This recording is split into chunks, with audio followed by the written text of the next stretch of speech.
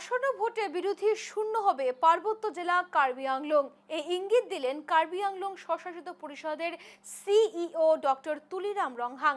বিরোধী দল থেকে নেতা আনুষ্ঠানিকভাবে যোগদান করেছে শাসক বিজেপি দলে। যোগদান করে মুখ্যমন্ত্রী ডক্টর হিমন্ত বিশ্ব শর্মা এবং সিইএম ডক্টর তুলিরাম রংহাং এর উন্নয়নমুখী যাত্রায় সন্তোষ প্রকাশ করেছেন তারা। কার্বি আংলং এর পশ্চিম কার্বি আংলং এ রয়েছে মোট 5টি বিধানসভা কেন্দ্র: ডিফু, হাওড়াঘাট, বোকাজান, রংখাং এবং আমরি। Sita Kongres tumka persiksak ajo ini sai pilo Sita Kongres tum asi elit wa MP ke hotel hisi itu Bharat Mata ki BJP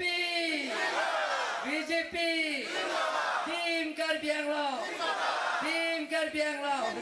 কাজিয়া কৰি থাকে।